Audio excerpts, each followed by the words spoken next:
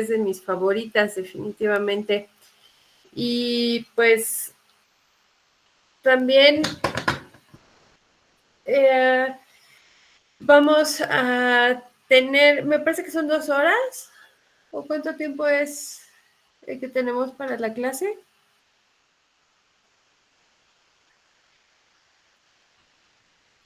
Sí, yo les dije aproximadamente hora y media, Ah, ok, ok, ok. por lo que acá son las 8 de la noche en Colombia. Ok, bueno, voy a intentar que no sea la hora y media porque sí me siento un poco mal. De No, todas total. maneras, voy a intentar ser lo más clara y concisa que pueda. Y si llegan a tener alguna duda, pueden levantar la mano, no hay ningún problema, podemos ir resolviendo alguna que otra duda. Ajá. Sí, no te preocupes, o sea, si es una hora, perfecto, porque igual las guías de práctica clínica, que yo sé que tú las enuncias, ellos deben hacer la lectura. Ujú. Bueno, Entonces, si ya están las guías de práctica clínica, perfecto, sí, porque eso va a facilitar todavía más. Y pues bueno, nada más considerar que no los veo, no me veo, no veo chat, por lo mismo que estoy compartiendo la yo te pantalla. aviso con voz. Yo voy a estar ¿Vale? pendiente, entonces te aviso con voz. Ah, ok. De todas maneras, si llega a haber alguna duda, pues aunque yo esté en la proyección, si me apoyas, avisándome Claro, durante la lectura, podemos irlas aclarando en el momento, ¿va? listo, gracias. Muy bien, gracias a ustedes. Vamos a hablar de enfermedad hepática, pero antes de entrar en enfermedad hepática tenemos que recordar un poco lo que es la fisiopatología, porque muchas veces se llega a olvidar y yo siempre les he dicho a los alumnos que he tenido en nutrición que para poder entender una enfermedad necesitamos entender la fisiología. Cuando entendemos la fisiología y recordamos bioquímica, va a ser más sencillo que ubiquemos cuáles son las alteraciones que se están generando y los síntomas que pueden estar produciendo, así como algunas otras afectaciones metabólicas. Y cuando hablamos de enfermedad hepática, depende cuál sea la etapa en la que nuestro paciente se encuentre, que nosotros podemos llegar a identificar alguna sintomatología. Entonces, nada más para recordar, el hígado tiene una estructura microscópica y en este lobulillo hepático, que prácticamente es como la unidad funcional de nuestro hígado, vamos a tener un montón de cuestiones que debemos de estar considerando. Y no nada más hay que recordar que no solo los hepatocitos están entrenados o están diseñados para poder realizar todos estos procesos que nosotros le llamamos como de ser el laboratorio del cuerpo, sino que también van a estar contribuyendo al funcionamiento del sistema inmunológico que también se encuentra en el hígado. Entonces, aquí vamos a tener lo que son los hepatocitos, estas pequeñas células. Vamos a tener también lo que son las placas hepáticas que pueden estar divididas o conformadas por una o dos capas de hepatocitos. Y si se dan cuenta, vamos a tener algunos huecos o estos como espacios que teóricamente están vacíos, realmente es en donde podemos encontrar la sangre con todos los productos que viene junto con ella. Y justo aquí en estos como huecos es donde tenemos a los fagocitos, las células de Kupfer. Esas células de Kupfer pues son en parte las que también pueden llegar a estar produciendo ciertas reacciones inflamatorias ante la presencia de patógenos y de ellos también puede depender que comience tanto la producción de grasa como almacenamiento de grasa y principalmente producción de fibrosis, por eso lo vamos a ver más adelante. Una característica de los hepatocitos es que son permeables a grasa y colesterol y esa parte también es importante que la identifiquemos para empezar a entender por qué es que hay este almacenamiento de grasa. Ajá. Vamos a tener también la circulación de este lobulillo hepático o esta irrigación, que son 3 circulaciones distintas. Por un lado vamos a tener la circulación venosa, también la circulación arterial y vamos a encontrar los conductillos biliares. Entonces, mientras la rama de la vena porta y de la arteria hepática entran, por así decirlo, a esta estructura microscópica, el conductillo biliar hace que salga todo lo que ya no se necesita y también lo que se va a hacer la bilis. Ajá. Entonces, tenemos circulaciones, por así decirlo, de entrada y tenemos también circulaciones de salidas. Este es el lóbulo hepático, como les comentaba, es una unidad funcional del hígado y la sangre, recordemos que va a aportar nutrimentos. Lo que es la sangre arterial, pues también va a aportar oxígeno, que pues todo nuestro metabolismo depende de oxígeno prácticamente, y los canalículos biliares hacen que la bilis salga hacia los conductos hepáticos y de ahí sale al intestino. No sé por qué no. Ay, dejó muy adelante esto. Sí, pero está pasando bien, están pasando bien. Perfecto. Y ahora tenemos la circulación enteropática. Enfocándonos en estas dos circulaciones, la circulación que entra al hígado y la circulación que sale del hígado, pues prácticamente van a ser de lo mismo. Ajá, o sea, el origen es el mismo. A partir de lo que yo estoy ingiriendo, algunos nutrimentos, sangre. Ajá. Y la bilis, pues prácticamente es parte de los desechos que ya no se van a estar aprovechando. Las funciones del hígado, pues sí, por un lado es la depuración de la sangre, pero también me va a ayudar a hacer todos los procesos metabólicos y también a la secreción de bilis. Y si se dan cuenta, en esta circulación enteropática vamos a tener la circulación de entrada y la circulación de salida. Ajá. Conforme sale la bilis y va avanzando a lo largo del intestino, se puede llegar a absorber hasta el 50% de la bilis que ya se había producido. Dentro de esto, pues está también el reciclaje del colesterol. De ahí que la recomendación que tenemos es que no sea un consumo mayor de 300 miligramos, porque en realidad nuestro propio cuerpo ya está produciendo y tiene su propio colesterol. Ajá. Pero esta circulación enteropática es muy importante porque es lo que también nos permite mantener hasta cierto punto el funcionamiento de la microbiota, y el hígado, el tener esa circulación, evita que se tengan estos cuadros colestásicos que luego se pueden llegar a observar en nutriciones parenterales que no tienen una nutrición enteral. Ajá. Entonces, en realidad todo esto tiene una razón de ser y es sumamente importante que tengamos correcta esta circulación enteropática.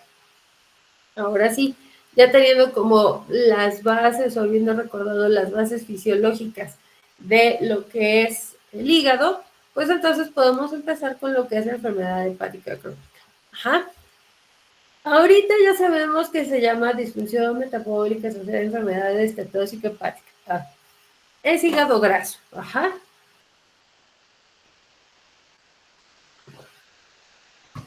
Platicaba con unos gastroenterólogos acá y me decían, pues es que es hígado graso y por más que le estén cambiando la, la terminología, el nombre, es hígado graso. Ajá. Pero bueno, ahorita que se ha visto, y este estudio fue, bueno, esta publicación fue bastante interesante porque ya ahora sí que no es nada más pensar en el hígado graso como un posible riesgo o que se llegue a desarrollar como consecuencia del estilo de vida, sino que aquí también ya estamos involucrando la parte de las alteraciones metabólicas, por eso es una disfunción metabólica. Ajá. Y principalmente está empezando a verse en mayor cantidad en personas con prediabetes y diabetes. Ajá. Entonces, de todo esto, lo que es más importante es que nosotros digamos, bueno, si tenemos pacientes con prediabetes o diabetes tipo 2 y además tienen obesidad, seguramente tienen riesgo de este hígado graso, pero principalmente fibrosis. Miren, no es, perdón, no es lo mismo tener hígado graso, que digamos que nada más es la acumulación de grasa en el hígado, pero no hay una inflamación, a cuando ya empieza a haber fibrosis. La fibrosis es la que realmente está representando un riesgo, porque el hígado empieza a cicatrizarse. Eso es realmente lo que sucede con la fibrosis. Entonces, cuando nosotros tengamos pacientes adultos que puedan tener estos factores de riesgo para fibrosis, que es prediabetes y diabetes, tenemos que hacer también estudios que nos ayuden a identificar de manera temprana si llegan a tener alguna alteración estetóxica hepática. Ajá. También pues se ha visto que pues, la fibrosis puede estar no en F1, sino está en una etapa de F2. La fibrosis se clasifica de F1 a F4 y a partir de F2 ya hay alto riesgo de cirrosis. Ajá. Igualmente los pacientes pueden llegar a desarrollar hepatocarcinoma y obviamente está aumentando lo que es la mortalidad. Este problema o esta disfunción estetóxica hepática también es causa de que lleguen a tener la necesidad de trasplante. Ajá. Fíjense, 1 en 5 personas con diabetes tipo 2 están en alto riesgo de cirrosis por esta disfunción hepática. Ajá. Y eso, pues de alguna manera, es lo que está obligando a que haya un trasplante por la falla hepática crónica. Pues no nada más es eso, también puede haber una enfermedad cardiovascular, también puede haber crecimientos tumorales extrahepáticos que también se llegan a presentar. ¿Afecta la calidad de vida? Sí, por supuesto que está afectando la calidad de vida. Y algo bien importante o más bien interesante, ahora que estuvimos en el ECOS de gastro acá en México, se hace una vez al año, y ese ECOS es que nos traen doctores mexicanos que fueron a los congresos internacionales de gastro, nos traen la información aquí a México. Y una de las ponentes nos decía, pues es que hay signos y síntomas que son silenciosos o se pueden llegar a confundir con alguna otra enfermedad o algún otro desajuste corporal. Y uno de ellos es la pérdida de apetito. Y eso a mí me llamó mucho la atención porque imagínense que nuestros pacientes tengan pérdida de apetito y entonces empiezan la utilización de los famosos GLP-1 que ahorita están tan de moda como Wegovy y todo eso, la semaglutida y bla, bla, bla, y hacen que los pacientes tengan menos apetito. Entonces, que son pacientes que de alguna manera tienen riesgo nutricional, pero a lo mejor no se está considerando porque tiene sobrepeso, tiene obesidad, que también ese es otro tema. Sobrepeso, obesidad, ya se vio que no es por índice de masa corporal, es por comorbilidades y peso, y principalmente cómo está la distribución de grasa. Entonces, aquí sí debemos de tener mucho cuidado. La importancia de un diagnóstico temprano, pues obviamente previene la fibrosis. Eso es lo que tenemos que evitar, que lleguen a tener esa fibrosis. Y aquí es donde encontramos la progresión de la enfermedad. Un hígado normal, pues se ve un hígado limpio, bonito, brillante, rosita. Ajá. Pero aquí tenemos afectaciones, o más bien, tenemos dos factores. Tenemos factores internos y tenemos también factores que son externos o del ambiente. Y recuerden que aunque se tenga cierta predisposición genética, si no se tiene el ambiente, el gen no tiene por qué prenderse. Pero si tiene el ambiente propicio, pues entonces el gen se va a activar. Eso es la epigenética. Ajá. Y pues bueno, cuando tenemos alteraciones crónicas en las personas, como por ejemplo infecciones virales, consumo crónico de alcohol, ahorita tengo una paciente que no tiene afectación ni en bilirrubinas ni en transaminasas. Eso está bien. Pero cuando nosotros hacemos los cálculos con unas calculadoras que maneja Gastro para detectar fibrosis, es una paciente que está al punto de la cirrosis.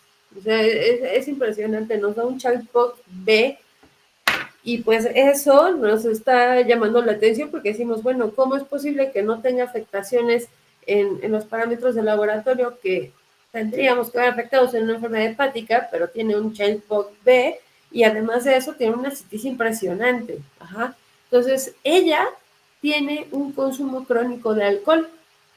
Por ahí es que a ella le afectó. Tenemos también la inflamación de este hígado graso, desórdenes autoinmunes, desórdenes colestásicos, por ejemplo, las nutriciones parenterales o enfermedades metabólicas. Entonces, estas son lesiones o son golpes que se les está dando al hígado. Ajá. Además de eso, si hay polimorfismos, si hay marcas epigenéticas o hay cofactores que lleguen a aprender estas marcas genéticas, pues entonces a lo largo del tiempo el hígado va a estar dañándose.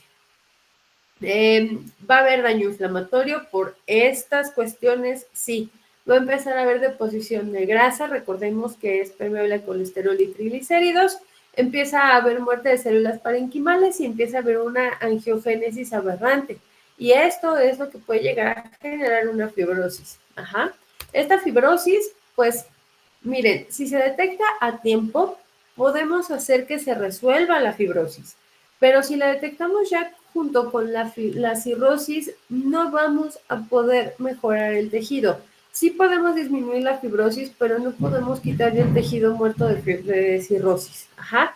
Y la cirrosis es cuando ya la arquitectura del hígado ya está completamente afectada, ya no tiene la función y no hay una regeneración correcta de hepatocitos. Entonces, esa regeneración aberrante es lo que puede llegar a terminar en un carcinoma hepatocelular, ajá, donde también en la cirrosis va a haber una hipertensión portal y todo lo que eso conlleva. Por eso, aquí, a partir de aquí, ya es trasplante hepático. Eso es lo que se estaría buscando, perdón. Ay, es que les digo que acá el viento y los cambios de clima están impresionantes. Hace muchísimo calor y uno sale y está lloviendo un poco y además el viento está súper frío y el polvo y bueno. Otra parte importante de esta imagen es esto que está aquí abajo. Si nosotros quitamos la causa que está generando la fibrosis o este daño de la cirrosis, una de dos. Si solo es fibrosis, puedo resolverla y si es cirrosis, puedo disminuir la fibrosis y mantener el funcionamiento del hígado. Algo muy parecido que con la enfermedad renal. Ajá. Y además se utilizan algunos medicamentos antifibróticos. Aquí no recuerdo cuál es el compuesto activo. No estoy casada con ninguna marca, nosotros no podemos dar medicamentos, ¿no? Pero aquí se utiliza mucho el quitosel, por ejemplo, o si no, también terapia biológica llega a utilizarse. Ahora tenemos también, por otro lado, la teoría de los múltiples golpes que pueden estar generando esta producción de fibrosis. Insisto, eso es lo más delicado.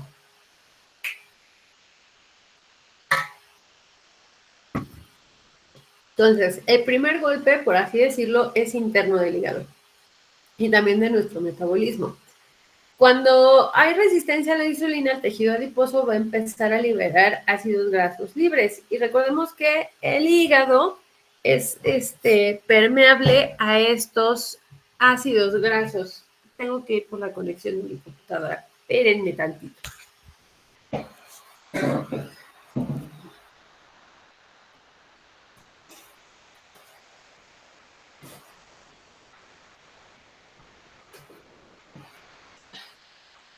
No se va a apagar.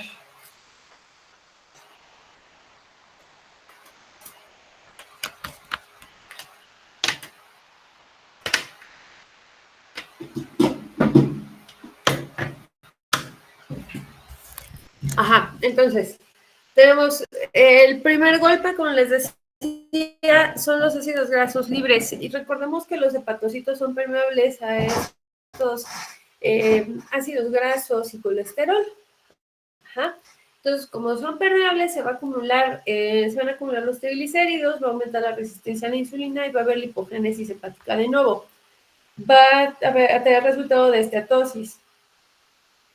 Pero también por pues sí, por nuestro ambiente, nuestro estilo de vida, es que podemos darle el segundo golpe. Por ejemplo, dietas altas en grasa, porque no va a ser lo mismo con este primer golpe interno, sino que dietas altas en grasa, hepatitis viral, colestasis, alcohol o la genética, puede llegar a afectar también o empezar a activar estos segundos golpes que son desde el sistema inmunológico. Entonces, nosotros tenemos un consumo alto en grasas Eso va a hacer que se genere una disbiosis. Al mismo tiempo, esa disbiosis va a aumentar la producción de etanol y la permeabilidad intestinal. Va a haber un aumento de bacterias y desechos de bacterias, incluyendo lo que son endotoxinas, trazas de bacterias.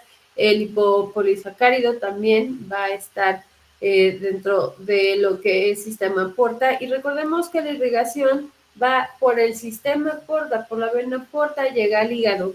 Y eso va a hacer que en nuestros sinusoides hepáticos, donde están las células de Kupffer, empiece a haber una respuesta inflamatoria, que a su vez van a estar activando a las células estrelladas, generando esteatohepatitis y fibrosis. Ajá. Entonces, este segundo golpe también tiene que ver con infecciones virales, con colestasis, consumo de alcohol y genética. Ajá. Y pues bueno, aquí recordemos que esta respuesta inmunológica no solo es inflamación, sino que también hay estrés oxidativo. Y entonces, cuando yo pienso en esto, necesito dar ciertos antioxidantes y tengo que dar antiinflamatorios, ¿no? Eso sería algo que yo tendría que estar buscando con la terapia nutricional que le vaya a dar a mi paciente. ¿Cuáles son los factores dietéticos relacionados a hígado graso? Pues muchas veces creemos que es porque hay un consumo excesivo de grasas o hay un consumo excesivo de harinas. Incluso a los pacientes les dicen que dejen la tortilla, el arroz, las pastas, que ya no coman frijoles ni lentejas. Entonces empieza a haber una de restricciones alimentarias sin fundamento bárbaras. Por ejemplo, ahorita tengo un paciente que llegó conmigo porque el gastro le decía, es que todavía puede aguantar su cuerpo unos 5 kilos más y el señor llegó en desnutrición y todavía el doctor quería que bajara 5 kilos más. Le digo, no, es que no puede bajar más. Es que me da miedo el pan porque el doctor me lo quitó. Digo, pues se puede comer su pan y a pesar del pan ya logramos controlar lo que es la progresión de ese hígado graso. Ya transaminasas y bilirrubinas están súper bien a pesar del pan. Ajá. Y él comiendo bien y mejorando su peso, porque de verdad me llegó muy delgado. Entonces, aquí lo que se ha visto no es tanto el nutrimento, sino el consumo calórico total al día. Ajá. Y entonces se encuentra una asociación positiva de mayor consumo calórico con el hígado graso y la composición de los nutrimentos no se asociaba a presencia ni severidad, pero ojo, asociación no es lo mismo que correlación. Entonces, pues bueno, aquí sería interesante empezar a buscar estudios de correlación que ahorita, ya 4 años después de esta publicación, veamos esa diferencia, o sea, si ya hay alguna tendencia. Pero por el momento no podemos asegurar que cierto tipo de nutrientes sean los que están generando un aumento. Ajá. La velocidad del consumo alimentario, esto es bien importante y ustedes siempre pregunten cuánto se tarda en comer, porque mientras más se tarden en comer, pues va a ser un mejor procesamiento hepático de lo que está recibiendo el hígado. Ajá. Aquí este estudio lo vieron que las personas que comen en menos de 5 minutos tienen 81% más riesgo de desarrollar este hígado graso. Ajá. Y comer rápido más de 2 veces por semana también hace que aumente en 81% este riesgo. Entonces, pues aquí tenemos el tema de que no nada más es cuánto comes, sino en qué tiempo lo comes. Y pues ahorita no sé ustedes, son estudiantes, piensen cuánto tiempo se tardan en comer, porque eso también puede ser un factor de riesgo para desarrollar hígado graso. Ajá. Ay, otra vez se trabó. ¿Cuáles son las recomendaciones generales? Y esto también va de la mano con lo que se vio a principios de año de la diabetes y la prediabetes con el desarrollo de hígado graso, pues es prácticamente una modificación de estilo de vida. Ajá. Nosotros centramos en 2 puntos, 3 diría yo, 4. Primero, la pérdida de peso. Y mucho cuidado, porque muchas veces los doctores se van con eso. Tienes que bajar de 7 a 10%, pero a veces ni siquiera lo ven como 7 a 10%, lo dicen de 7 a 10 kilos. Ajá. Entonces, nosotros para eso es que estamos realmente entrenados, ¿no? Nosotros podemos determinar cuánto es lo que tendría que perder y de qué. A lo mejor no peso general, a lo mejor grasa, eso sería lo que más estaría comiendo, ¿no? Por otro lado, lo que es la nutrición, pues que nos piden consumo de alto en fibra, granos enteros, con metas personalizadas, que sea bajo en grasas saturadas y azúcares añadidos. Ajá. Hay que disminuir el consumo de bebidas azucaradas y también los productos ultraprocesados, que bueno, eso creo que es una tendencia desde hace tiempo a la fecha. Por otro lado, pues estamos buscando que haya una disminución en el consumo de alcohol, especialmente que tengan una fibrosis de grado 2, pues ahí hay que abstenerse del alcohol. Actualmente ya empieza a haber más evidencia de que no es conveniente ni siquiera tomar una copa. Ajá. Entonces, mientras menos alcohol se consuma, es muchísimo mejor. ¿En qué otras recomendaciones entramos? Actividad física, lo que son los cambios de comportamiento. Para aquí muy importante tener a un psicoterapeuta cognitivo-conductual que nos pueda apoyar en esa parte, y pues también lo que es la salud mental. Ajá. Entonces, si se dan cuenta, son muchas cosas que pueden entrar como parte de nuestras recomendaciones, pero por lo menos en 3 nosotros nos podemos introducir: pérdida de peso, recomendaciones nutricionales y recomendaciones de evitar el alcohol. Y en general, recomendaciones dietéticas para hígado graso. Las grasas buenas, por así decirlo, van a promover la sensibilidad a la insulina, va a ayudarnos a controlar triglicéridos, VLDL, HDL y la oxidación de ácidos grasos. Al mismo tiempo necesitamos antioxidantes y antiinflamatorios. Y las leguminosas, que muchas veces las quitan, como frijoles, lentejas, haba, garbanzo, soya, etcétera, disminuyen la mortalidad. Entonces, ¿por qué caramba las voy a quitar? De verdad, eso será súper común, sumamente común. No se dejen intimidar por los doctores, porque luego les encanta el estar quitando eso. Pueden consumir aguacate, nueces, no importa, hasta los cacahuates funcionan. Tenemos también lo que es aceite de olivo, aceites de pescado, pescados azules, obviamente frutas y verduras, leguminosas. Entonces, si se dan cuenta, los pacientes prácticamente pueden comer de todo. Y lo que es el café, si ustedes quieren ganarse a su paciente que les dice, ay, es que me quitaron el café, ustedes van a decir, no va a quitar su café, incluso va a empezar a consumir de 2 a 6 tazas diarias de café. Obviamente, tiene que ser café de grano, que ustedes allá tienen muy buen café y no le podemos poner ni azúcares ni crema. Ajá. Esas son las condiciones. Pero de que puedes seguir tomando café, puedes seguir tomando café. ¿Por qué?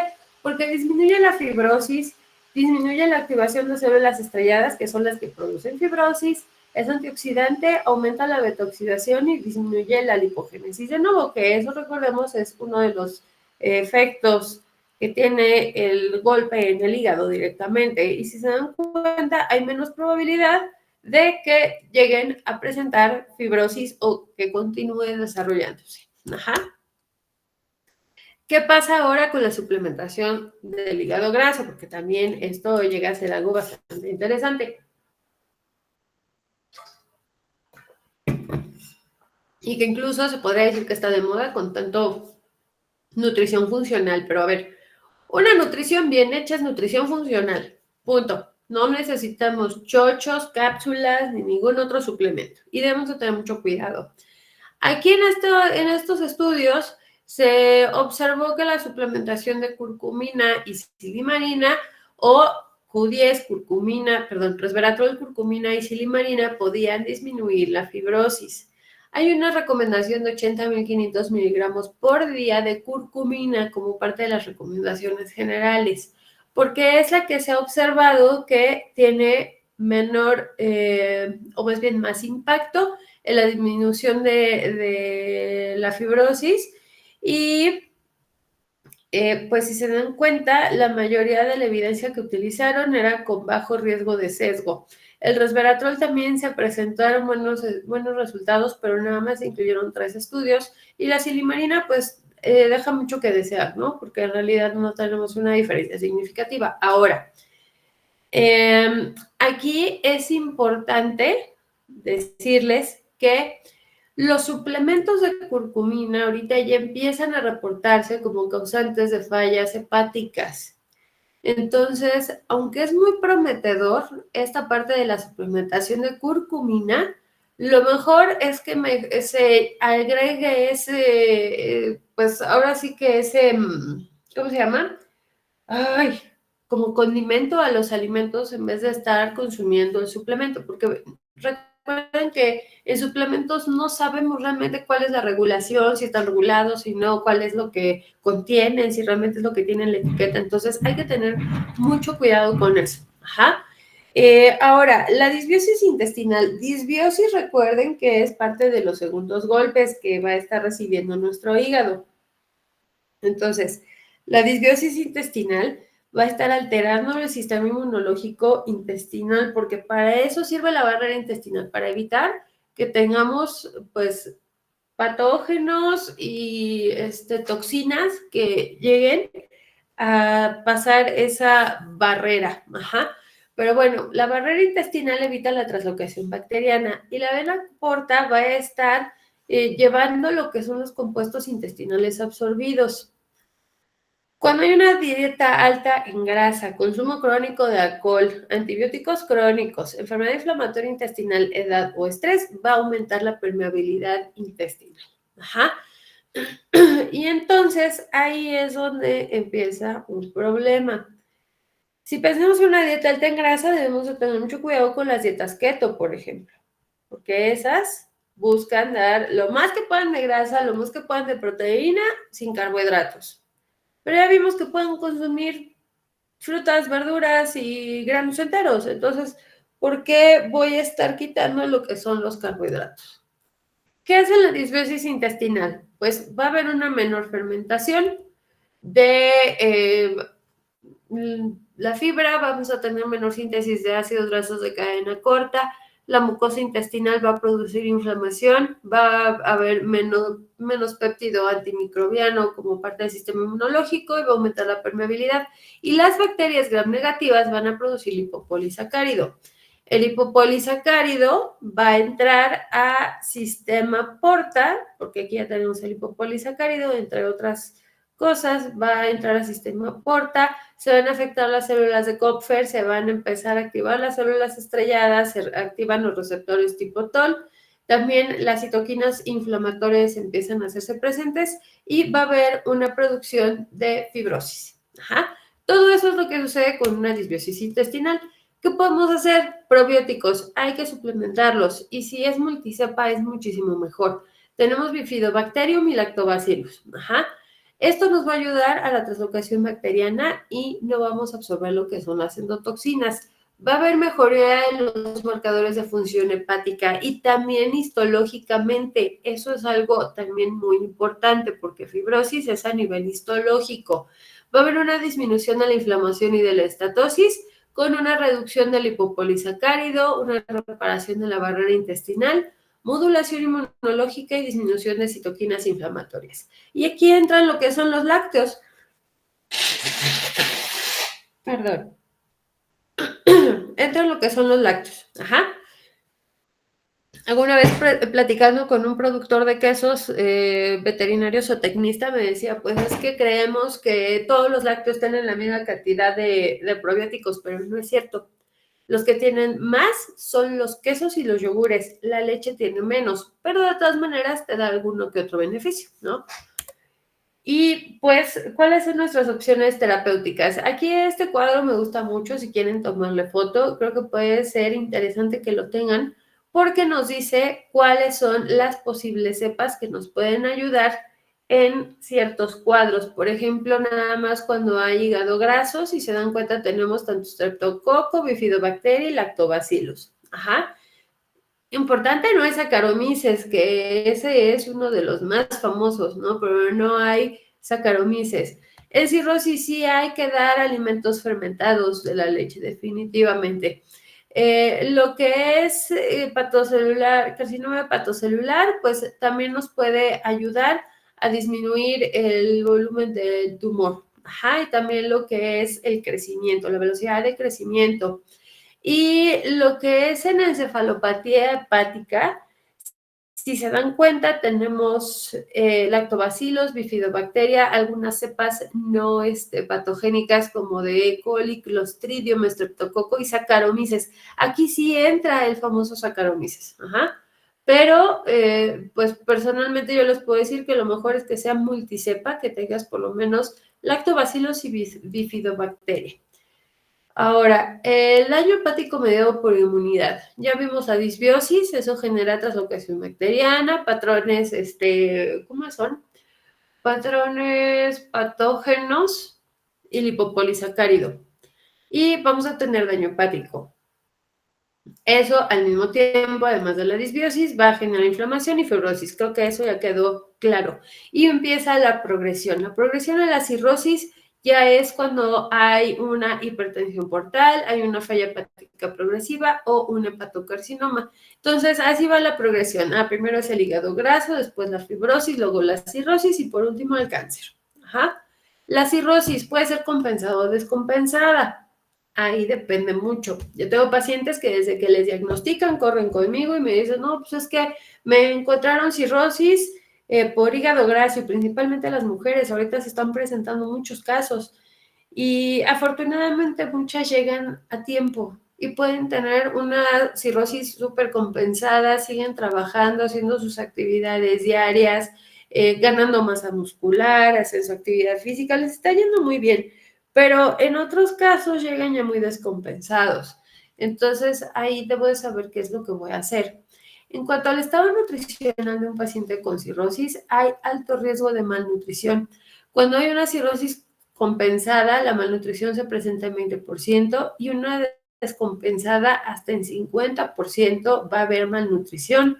Y eso debemos de tener mucho cuidado porque no es nada más por la enfermedad. A ver, tenemos mala absorción, tenemos afectaciones hormonales, tenemos también inflamación y consumo de alcohol. Eso puede estar generando, por un lado, estas causas de desnutrición. Y por otro lado, puede haber ascitis, que yo les digo siempre, imagínense un globo de 15 litros de agua presionando su estómago y su intestino, ¿a poco van a tener hambre? Esa parte es difícil. La restricción de sal, también me dicen, es que me da náusea la comida. ¿Cocinas con sal? No. ¿Por qué? Porque me la quitó el doctor. Dile a tu doctor que se come una pierna de pollo sin sal y a ver si le gusta. Imagínense si nosotros que somos sanos comemos algo sin sal, no nos gusta, ¿qué pasa con una persona que tiene afectación a la detección del sabor? Pues le va a ir peor. Ajá. Va a haber deficiencia de micronutrimentos, va a haber una pérdida de apetito o además de las alteraciones de la grelina, pues también va a ser por todas estas situaciones que se pueden llegar a presentar y por hipertensión portal. Eso disminuye el consumo energético y de proteína y entonces ahí tenemos un grave problema de desnutrición porque además son pacientes que están altamente catabólicos. Por eso los requerimientos de calorías van a 35 a 40 kilocalorías por día. La proteína, pues miren, nos recomiendan hasta unos 5. Yo he dado proteínas a 1.8 y apenas los estoy alcanzando. Hidratos de carbono a un 70%, no le tengan miedo tampoco. ¿Por qué? Porque yo quiero bajar al máximo las grasas y los hidratos de carbono pues van a tener que subir con la pena. Además, con esa fibrosis hay más riesgo de hipoglucemias, así es que no es nada malo que subamos de 50 a 70%. Nos dicen que haya pequeñas comidas para evitar la náusea, pero aquí hay dos puntos interesantes. Las personas que tienen afectación en el hígado prefieren comer más en las mañanas que comer en las tardes, noches. Ajá. Mientras más ligero sea tarde-noche, es mucho mejor, por un lado. Y por otro lado, también debemos de preguntarle cuántas veces quieres comer, porque si le damos 5 o 6 comidas al día, a veces no les va a quedar esa recomendación porque van a estar hartos de que tienen que estar comiendo todo el tiempo. Entonces, debemos individualizar esa parte. Actualmente ya se recomienda que todo paciente con cirrosis tenga aminoácidos de cadena ramificada. No necesariamente aminoácidos de cadena ramificada como tal, sino que también se pueden utilizar proteínas vegetales. Esas también pueden llegar también pueden llegar a funcionar bastante bien. Cuando hay encefalopatía, pues hay que dar fibra para que salga toda esta parte de la absorción de amoníaco y de urea desde el intestino. La ascitis, hay que disminuir la sal y los líquidos hay que darlos en menos de 2 litros cuando tienen edema y no están respondiendo a diurético y tampoco a la restricción de sal. Ajá, porque muchas veces nos vamos con la finta de que, ay, tienes ascitis, vamos a disminuir el agua. No. Tienes ascitis, me vas a quitar todo lo que sea ultra procesado porque tiene un montón de sodio, vas a cocinar con lo menos que puedas de sal y no vas a colocar más sal a los alimentos una vez que ya estén cocinados. Además de eso, junto con el diurético que da el doctor, si ese líquido o esa retención no mejora, entonces ya me voy a la restricción hídrica. Ajá. No aguas minerales, no sueros, nada más pueden tomar agua y mucho cuidado porque los caldos cafeites entran en parte de lo que son los líquidos al día. Ajá. En general, pues esas son las recomendaciones para calcular los requerimientos en cirrosis. ¿Hay guías de práctica clínica? Sí, sí las hay. Ahora, lo que es la descompensación aguda en la cirrosis es lo que más se teme, porque la cirrosis compensada es muy tranquila, créanme que es súper tranquila.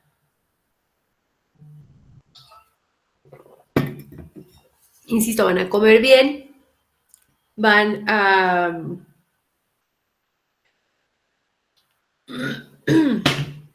van a comer bien, van a poder realizar sus actividades diarias, van a tener buena calidad de vida, pero una descompensación, de verdad que hay que evitarla a toda costa.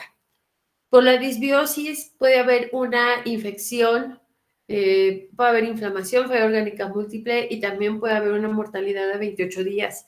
Y esto puede ser presentado como ascitis, encefalopatía ictericia o hemorragia intestinal. Ahorita tengo una paciente a distancia porque no me ha dado el tiempo de ir. Voy a una comunidad que está a 40 minutos de mi ciudad cada 15 días a dar consulta. Pero bueno, ahorita por temas de trabajo de los doctores de allá y actividades que tengo programadas, no voy a poder ir.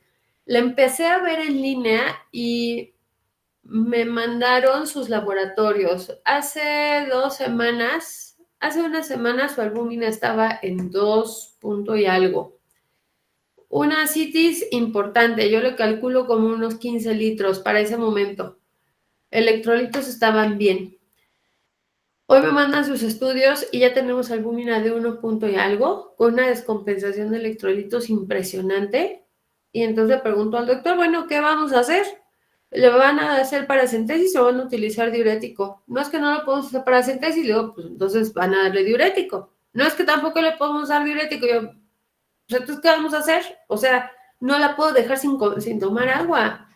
Y esa descompensación está impresionante. Entonces, ¿cuánto nos va a durar la señora? ¿Quién sabe? Porque ahí más que nada ese tratamiento médico. Ajá. Pero bueno, puede haber ascitis, encefalopatía, aguas con la encefalopatía, la ictericia, es muy incómoda porque además les da muchísima comezón y una hemorragia intestinal. De todas estas, las dos más peligrosas a mi parecer es encefalopatía y hemorragia intestinal, seguida por ascitis y al último ictericia, ¿no? Esta es la ascitis, ahí en esa pancita yo estoy calculando unos 10 litros, unos 15 aproximadamente, si no es que más. Esta es una acumulación excesiva de líquido en la cavidad abdominal y puede haber una peritonitis espontánea, puede haber disfunción respiratoria, por lo mismo de que es tanta agua que se está fugando y se está acumulando que tiene que llegar a algún otro sitio, algún tercer espacio y puede haber un edema pulmonar, un derrame pleural. Una hernia umbilical también puede llegar a producirse, va a haber volumen excesivo, un desequilibrio electrolítico, desnutrición. Ojo, paciente de cirrosis que tiene ascitis está desnutrido, no hay más. Ahorita vamos a ver la parte de la proteína. Puede haber disnea y riesgo de caídas. Deben de tener cuidado con el calcio y con la vitamina D porque esos también pueden estar afectados. Hay que hacer restricción de sodio principalmente. Ajá. Ahora, encefalopatía hepática. Aquí el culpable es el amoníaco, pero todavía faltan estudios para corroborarlo. Esta es una complicación severa de la cirrosis y nos va a estar mostrando o se va a mostrar como una alteración de la conciencia, es decir, los pacientes van a estar muy lentos en cómo van a estar respondiendo a lo que estamos diciendo en las conversaciones, van a empezar a tener temblores involuntarios, van a dormirse en el día, van a estar despiertos en la noche, van a llegar a perder el conocimiento, van a perder la coordinación.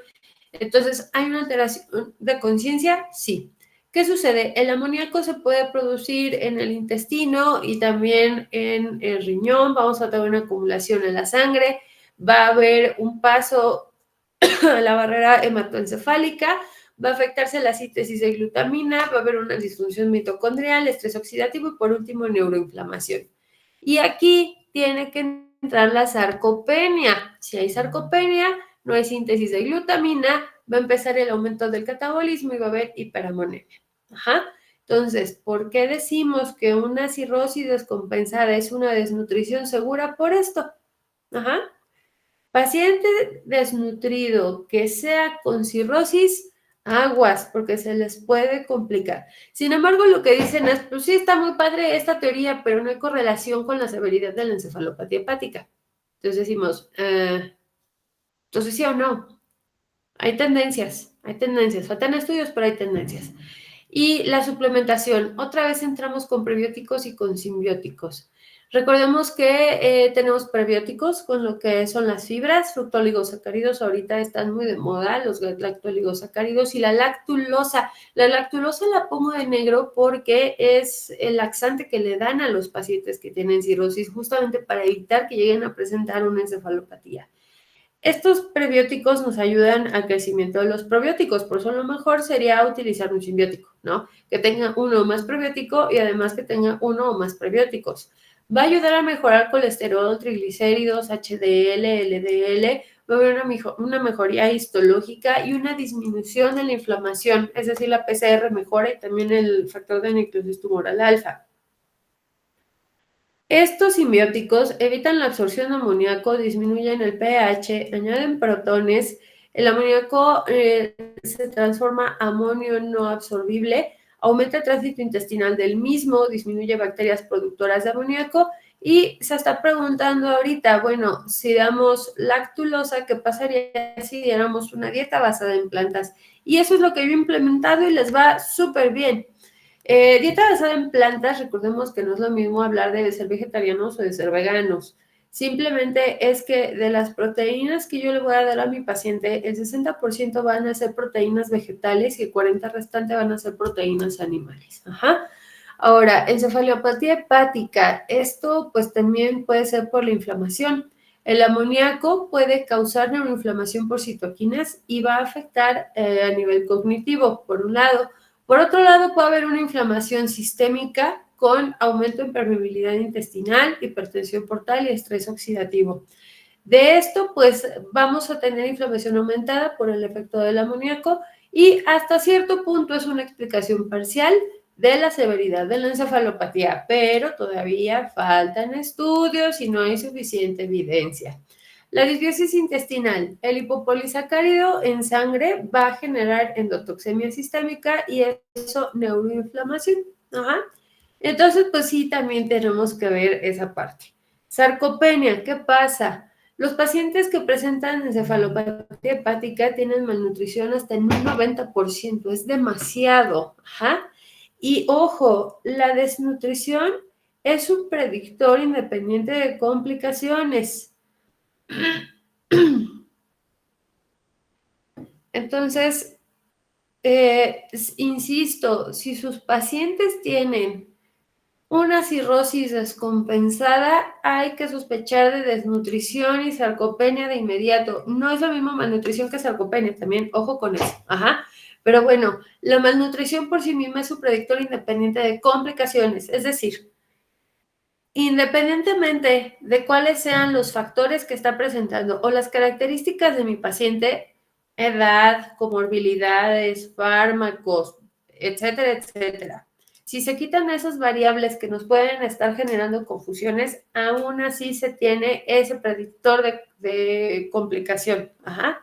Entonces, por eso es un predictor independiente. Y aquí lo que tenemos que observar es que este amoníaco también se da por la sarcopenia, porque con la sarcopenia va a haber un aumento de miostatina, porque va a haber una fase catabólica y va a haber un aumento en la producción de amoníaco. Ajá. Y eso puede llegar a generar la encefalopatía. No hay eliminación de amoníaco, vamos a tener aquí una afectación en la conversión amoníaco-glutamina y entonces eso todavía va a estar produciendo más contaminación o más intoxicación por amoníaco. ¿Cuáles son las causas? Una hiperamonemia, disminución de testosterona, de hormona de crecimiento y también una inflamación crónica. Entonces hay que tener mucho cuidado. ¿Qué se ha visto? Los aminoácidos de cadena ramificada en pacientes que presentan sarcopenia con la encefalopatía hepática disminuyen el riesgo de ascitis, si se dan cuenta, hasta 2.5 veces casi menos. Hay menos riesgo de edema hasta 1.8 veces. Hay un efecto favorable en fuerza muscular, que la dinamometría en ellos es fundamental y se propone que en aminoácidos de cadena ramificadas tengan de 12 a 12.5 gramos por día. Ajá. Quiero que vean aquí cómo aumenta la síntesis de proteína, mejora la encefalopatía hepática y promueve la regeneración hepática. Entonces, quién sabe, pero ¿qué sucedería si nosotros empezamos con aminoácidos de cadena ramificada desde antes de la cirrosis? No se me ha ocurrido, apenas se me está ocurriendo buscar evidencia, pero ¿qué pasaría? Igual y podríamos tener algunos resultados interesantes, ¿no?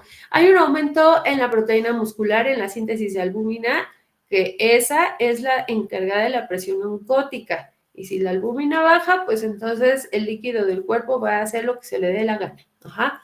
¿Va a haber mejoría en ascitis y en edema? Sí. Mejora la calidad de vida, disminuyen los días de estancia hospitalaria y también se mejoran las funciones hepáticas y sus biomarcadores. Entonces creo que es bastante bueno. Sin embargo, al ser aminoácido de cadena ramificada es muy caro y sabe espantoso. Ajá. Hay que estarlo considerando.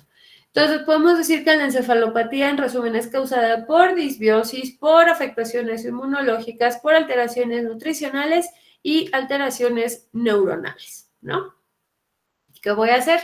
Pues bueno, hay que tener consideraciones en el abordaje nutricional. El metabolismo, pues vamos a tener alteración en el glucógeno, en la producción de gluconeogénesis y va a haber un aumento en la oxidación de lípidos. Lo que es el apetito, pues va a estar afectado porque pueden presentar anorexia, saciedad temprana y porque la comida no tiene sal. Insisto, ustedes cómanse un caldo de pollo sin sal, a ver si les gusta. En cuanto a la enfermedad, pues la encefalopatía, la citis y la malabsorción o disbiosis también pueden estar generando alteraciones. Cuando yo pienso en el abordaje nutricional, pienso en todo esto. ¿Cómo lo voy a hacer para ayudar al paciente a resolver? Eso es lo que tengo que buscar, darle soluciones. Esta desnutrición energético-proteica ya sabemos que es un factor independiente de mortalidad. Puede aumentar el metabolismo, están hipermetabólicos e hipercatabólicos, tienen poco consumo calórico, tienen mala absorción, aumenta la permeabilidad intestinal y hay una disminución en la funcionalidad muscular, especialmente volumen y fuerza. Ajá. Aquí se recomiendan dos cosas. Ustedes, dependiendo de la citis que tenga su paciente, tienen que restarle el 5, el 10 o el 15% de peso. Es decir, si tiene una citis leve, nos vamos a disminución de 5% del peso y ya vamos a tener el índice de masa corporal seco, o el peso seco. Si tiene ascitis moderada, le voy a restar el 10% del peso que me está reflejando y si tiene ascitis severa, le voy a restar el 15%. Ahora, si me quiero ir con IMC, tengo que pensar que voy a buscar una ascitis, más bien un IMC de 22 en aquellos pacientes que no tienen ascitis. Si tienen ascitis leve, tengo que buscar cuál es el peso que me da un índice de masa corporal de 23. Y si hay si tenemos ascitis con desnutrición, tengo que buscar el peso para un índice de masa corporal de 25. Ajá. Yo les recomiendo que no se compliquen. Estas son algunas recomendaciones. Pero si nos vamos a peso ideal, es más fácil que alcancemos los requerimientos. Ajá. Obviamente tengo que hacer mi tamizaje para ver si tenemos ahí riesgo nutricional o no. Claramente, si mi paciente tiene cirrosis, es altamente probable que tenga cierto grado de desnutrición y debemos de considerar texturas y temperaturas. Luego eso es lo que no les gusta y no les permite comer bien. La náusea puede llegar a presentarse por aromas muy penetrantes. La comida caliente es mejor tolerada. Se recomienda de 4 a 6 comidas, pero siempre pregúntenle a sus pacientes, siempre pregúntenles, porque si les damos de 4 a 6 comidas, pues a lo mejor ni quieren, ¿no? Entonces mejor le doy 3 comidas y les doy 2 colaciones con suplemento y más sencillo. El snack nocturno de ácidos grasos, aminoácidos ramificados, también puede ayudar. Ahora, esta colación nocturna de aminoácidos de cadena ramificada, si se dan cuenta, nos están reportando de 9 a 10 de la noche, un poquito antes de dormir. Principalmente vamos a estar aportando proteínas en un promedio de 13.5 gramos y carbohidratos 30 gramos. A lo mejor 2 panes con queso, ¿no? Un sándwich de pollo, 2 quesadillas, no sé. Algo así podría ser. Muy poca grasa, si se dan cuenta. Y eso ayuda a que la albúmina mejore, también la protomina, la TGP, la TGO, el amoníaco y en general disminuye incidencia de encefalopatía por un lado, reduce la ocurrencia de ascitis, el child pox también se reduce y no hay un aumento de la glucosa en sangre. ¿Por qué? Porque también muchos van a tener diabetes. Entonces, no se preocupe, usted cómaselo y vamos a estar controlados. Puntos clave. Cuando hay mayor índice de masa corporal, hasta 14 veces mayor riesgo de presentar hígado graso. ¿La fibrosis puede ser tratada con alimentación y actividad física? Sí, pero también podemos suplementar. Recordemos, probióticos. La nutrición nos va a ayudar a tener una modulación metabólica, inflamatoria e intestinal. La dieta alta en grasa causa disbiosis, entonces debemos de tener mucho cuidado porque también puede haber alteraciones cognitivas. El consumo crónico de alcohol también causa disbiosis. La encefalopatía hepática principalmente es por inflamación y disbiosis. Y la sarcopenia y la restricción proteica causa hiperamonemia. Entonces, eso es lo que debemos de estar considerando. Y por último, vamos a hablar de falla hepática aguda. Esta, pues, bueno, se caracteriza porque no hay antecedentes patológicos de problemas hepáticos, sino que se da en el momento. ¿Cómo se define? Es un síndrome de deterioro clínico hepático rápido con encefalopatía a las 26 semanas de la ictericia. Aquí el tema es la ictericia. ¿Y cuánto se tarda la encefalopatía en aparecer? Si la encefalopatía se desarrolla después de las 26 semanas, entonces ya es una enfermedad hepática crónica. Y aquí voy a tener esta clasificación. A partir de la ictericia podemos decir si es una falla hiperaguda, aguda o subaguda. Si es una falla hiperaguda, la encefalopatía, a partir de que se presenta la ictericia, va a tardar 7 días en presentarse. Si es una falla aguda, va a ser en las primeras 4 semanas que se va a presentar esta encefalopatía. Y si es una falla subaguda, va a ser a partir de la 4ª y después hasta las 26 semanas que hay una falla subaguda. Aquí el tema es que una falla hiperaguda tiene un alto riesgo de edema cerebral, pero mayor posibilidad de una recuperación espontánea. A diferencia de una falla subaguda, hay menor riesgo de edema cerebral, pero hay más riesgo de mortalidad. Y aquí vamos a tener 2 tipos de lesiones. Primero, una lesión primaria, que va a haber una disminución de la actividad del glutatión y normalmente va a ser por toxinas. Y estas toxinas, pues va a haber afectación a las proteínas hepatocelulares, aumento de estrés oxidativo mitocondrial y necrosis hepatocelular. Después de eso, esta puede ser, por ejemplo, el famoso acetaminofén y paracetamol, ¿no? Que luego los consumen como dulces. Eso es lo que puede llegar a generar una falla hepática aguda. Tenemos la lesión secundaria, que ya hay una falla orgánica.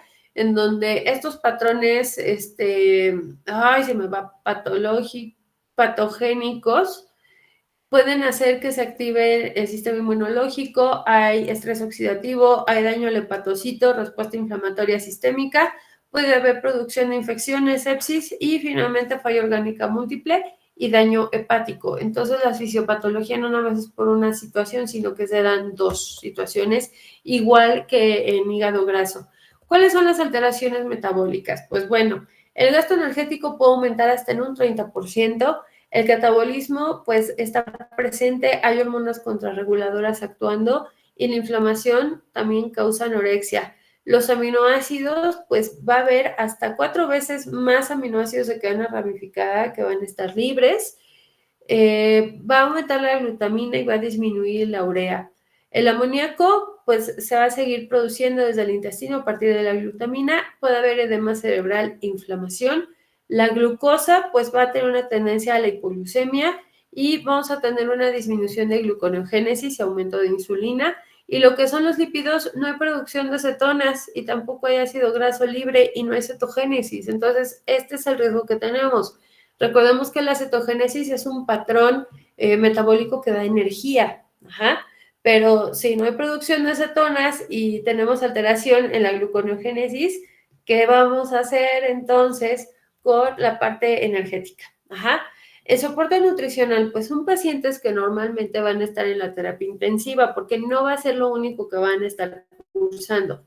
Y entonces aquí se recomienda utilizar el NutriScore como tamizaje. Hay que ver también estado nutricional. Es poco frecuente que se llegue a presentar porque, insisto, como es una cuestión sin antecedentes, pues a lo mejor fue un chico sano deportista, ¿no? Que tuvo sobredosis de algo.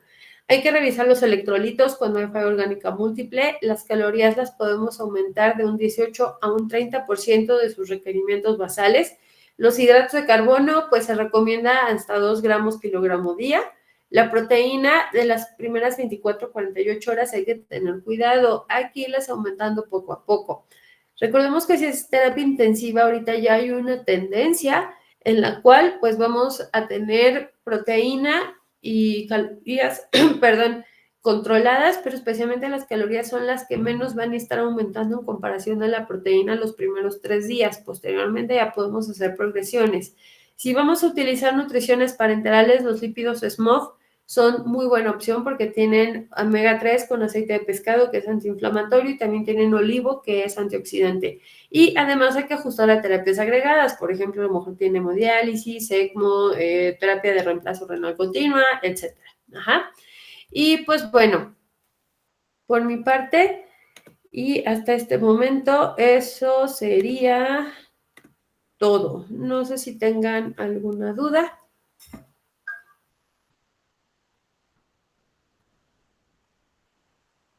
Bueno, muchísimas gracias por la... Así, Alejandra Olivia, adelante. Buenas noches. Hola. Es que no me quedó del todo claro en el momento en el que estaba mencionando sobre eh, la restricción de peso digo, la disminución de peso que debíamos llevar, pero después mencionó sobre el peso ideal, que era mucho más fácil. O sea, sencillamente, o sea, no entendí cómo sería el manejo en esa parte. O sea, si tú quieres estimar peso seco, tienes que disminuir 5, 10 o 15% del peso que tienes. Ajá, dependiendo la citis de tu paciente, por un lado. Si no, si lo quieres calcular por índice de masa corporal, que ahí tienes que despejar la fórmula del índice de masa corporal, es decir, bueno, tengo paciente que tiene ascitis leve, me voy, digo más bien, no tiene ascitis, me voy a 22. Si es un paciente que tiene, a ver, déjame revisarlo por acá. Si es un paciente que tiene ascitis leve, voy a estimar un peso para índice de masa corporal de 23 y va a ser de índice de masa corporal de 25 que yo voy a estimar para cuando lleguen a tener desnutrición. Ajá. Esto para pensar cuál sería su peso seco, pero realmente lo que yo les puedo recomendar es que mejor se vayan con peso ideal para que justamente no tengan estas estimaciones, porque finalmente todos son estimaciones y no sabemos cuánto es el peso seco y el agua que tienen almacenada.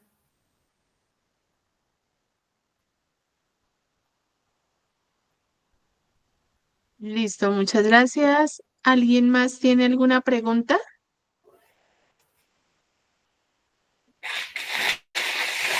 Bueno, invitarlos, los que puedan, para abrir la cámara un momento antes de dar las indicaciones finales.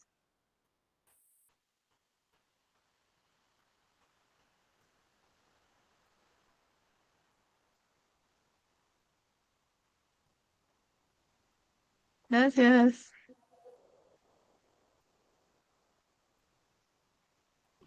Gracias, Andrea. Gracias. Y ya se van animando poco a poco.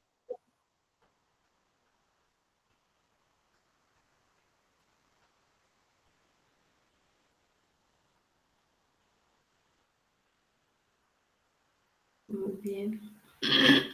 Listo. Bueno, muchas gracias.